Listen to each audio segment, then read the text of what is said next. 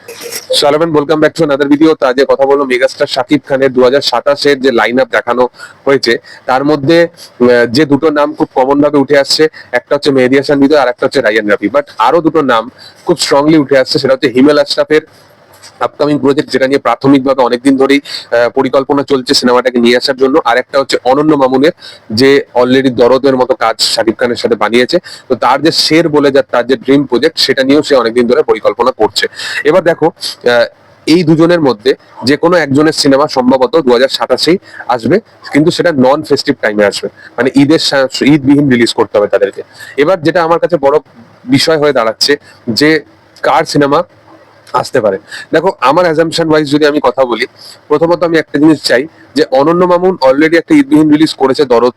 এবং অনন্য মামুনের যে কাজ, এবং সেটা খুব স্ট্যাবলিশ কাজ ছিল না, মানে দরদ খুব স্ট্যাবলিশ কাজ নয়, এবং দর্শকদেরও, বাংলাদেশের দর্শকদেরও খুব যে পছন্দ হয়েছিল দরদ, তা কিন্তু নয়। অন্যদিকে আমি যদি হিমেল আশরাফের কথা বলি, হিমেল আশরাফ আজ পর্যন্ত শাকিব খানকে যেভাবে প্রেজেন্ট করেছে, যে প্রমিসিং নিয়ে এসছে তার নিজের কাজের মধ্যে, সেগুলো কিন্তু সত্যি কথা বলতে অন্যতম। তো সেই জায়গায় দাঁড়িয়ে হিমেল আশরাফ কিন্তু ডিজার্ভ করে একটা ঈদ রিলিজ করা। হ্যাঁ, মানছি তার সিনেমা ওভার দ্য টপ জিনিস না থাকলেও, বাট একটা কমার্শিয়াল জোনেই কিন্তু সে সিনেমা বানায়। সে কারণে দর্শকদের যে তার সিনেমার প্রতি ভালোবাসা, সেটা কিন্তু অনেক বেশি। সেটা প্রিয়তমার ক্ষেত্রে দেখো, সেটা একটা কাল্ট সিনেমা, 41-42 কোটি টাকা মতো বক্স অফিস কালেকশন করে। তারপরে তুমি রাজকুমারের মতো সিনেমা দেখো, সেই সিনেমাটাও ভালো হিট হয়। তো সেইখানে দাঁড়িয়ে হিমেল আশরাফ এবং মেগাস্টার শাকিব খানের যে জুটি, এটা কিন্তু একটা ভালো রিলিজ ডিজার্ভ করে। অন্যদিকে অনন্য মামুনের যদি আমি কথা বলি, তার কন্টেন্ট বা তার কাজের প্রতি আমার আমার খুব একটা ভরসা নেই। এবার মেগাস্টার, সে এখন আলাদা আলাদা ডিফারেন্ট ডিফারেন্ট জনরার সাথে কাজ করতে চাইছে।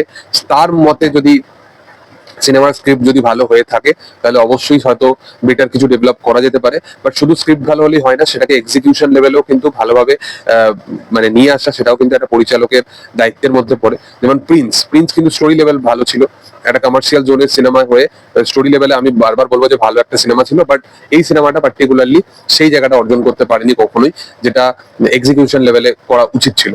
তো সেই ধরুন আমার মনে হয় যে অনন্য মামুনের সিনেমাটা হয়তো আগামী বছর চলে আসতে পারে, বাট হিমেল আশরাফের সিনেমাটা হয়তো 2028 হয়ে যাবে আস্তে আস্তে। তবে তোমাদের কি বক্তব্য, অবশ্যই সেটা কমেন্ট সেকশনে জানাতে পারো।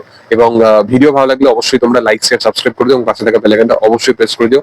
Thank you all, by.